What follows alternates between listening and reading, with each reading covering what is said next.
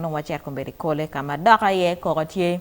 ikom chene me PDM makite wajid ni Okelo Apoka-Poka madit kombe di MP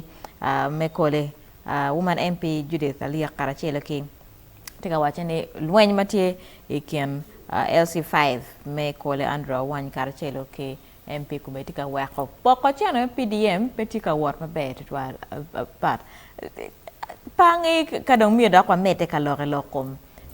pok nyo channel ma PDM pian ba part petit ka moye can mark one or registration moye can is success pa PDM apart from a few mugomanak here and there and overall PDM has not been successful across ka weng o kono o late o kono kiti dwa kana ma pia chawa ramo o kono RDC zu chamo o kono atam PDM kono scrapping oh yeah because nyige mo matinya ka pa Kiwaco failing to plan is planning to fail. Ka yen pe goyo plan ni kuoni katamir wot kwede onyo bia jiare katamir wot kwede. Woro kining mapingi katamir wot kwede. Ene PDM. Ke nero kombeti pero me PDM ti matek. Tek pingo tek pe pero ma ine wajoni. Jima pat po woro kin mati kwede. Jimo kana po chiaro kin mamiro bet kwede. At the end of the day, everyone seems to be stuck. Both gamente ti stuck, both luak machengjui giti stuck. Gen madano mero kumbeti ema ti achied. Wa mero chene PDM o. Kado o, whether the enterprise BHR magengo yerni is working or not. Gen nadano mero ni chene o ichingi. Dong chene ene ku o ichingi. PM gamente pingeyo, gen bene pingeyo. Ngo miro gi team down to team ko de ngo magen gi tamani be but parengi la kori gen man ma yub kamete ka tikere penya ko nyige luramme kitime mere wiye ki forme wiye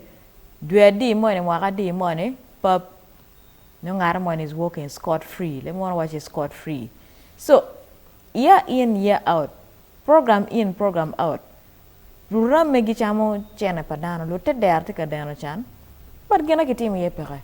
atamo dong overall dong wak bena dong dano we losing lute der losing lutela beno losing kong no ki kwany dong services e guni oparo bet pere wak dano we king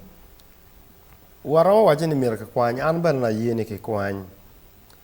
eno kirika ki kwanyo ki dwa ko chen ene pikara mo kwany ne da ki dwa ni wek yep ki oyat which is also a problem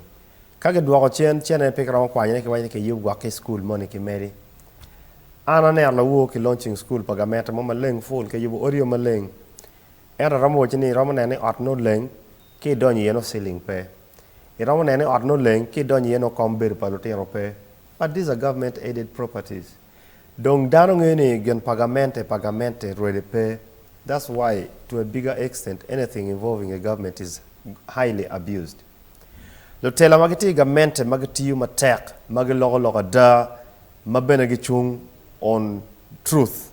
pol karne pigiri either ki kwanye gi ok teach onyolo chol chunye mokene lwenye komge nerne gi pay dog teach that is how big the problem is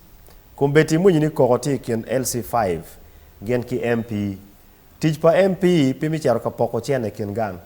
teach pa MP mi cho report ni chene PDM tika teach bora mabe a ken pin ano gen makoman ento ko chero no ni project petika war mabe miro duk chen o mi report mamege PM research mago berieni was monitoring and teach pa MP anu mero MP mutiuti mabe o chero monitoring keta group tika teach kwede keta ngo tika kwede pilo ko MPs mere magi chere dog yik ke dong liel ke kani that's not their job I chero kimewilo ambulance tidaki kwanyo kinge so those are kind of things so kukumati ken jo aryo any these are all you remember he was a former obero RDC igulubana so gimoti wajane jo aryo ne go bet karachel go nen kit magi solving kwere problem mamegi ento karo tele anti head of ngoni tele mi lokachene MP uti okeme ki teach mamege chairman okeme ki dok teach mamege in any case chien no mir dakwe nga mati overall mine ne chene kitiyo kana mabe chene o bolwa chene PDM obiru dano no teach which is wrong joma ke choy gimin managing chene ene benetie o wekala che wa ke choy parish chiefs miru ko managing chene ene parish chiefs ma lok mo kana winye ka ikaber mo kana ke choy parish chief manoti awa ini awa ki kar bin ka ber parish chief bot pa pai cho ka it is because all structures pe kerana ala wachini kidong mi aryo ki bere wachini ki cho mere dano amir wachin la wo ya molata parish chief mo kana makechoyo they don't even have the qualification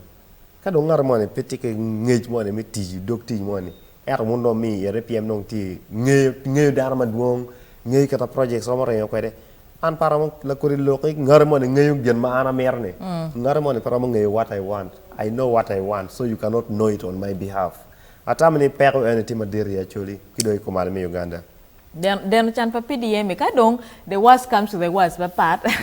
at nange mela dit lo has good intentions me konye lo te dero riem wo chan eno ka dong part lo gele lo ram lo ko ka dong john em kan lo tela mo kana executors dong tiana non kiti chamane left right and center kon non ki weko in merta ma mega mere Emma to a bigger extent dan when watching phases per project per gamente when no mero ki phasing out when PM bona bagagawale 0 youth livelihood 0 kono women entrepreneurship kono gerango 0 wabini emyoga 0 kumir wakar wati PDM adama rache lo edong weng has been PDM so ke penye ke kene wachini gamente okelo projects maduong ento ko artikwe pera mo chimone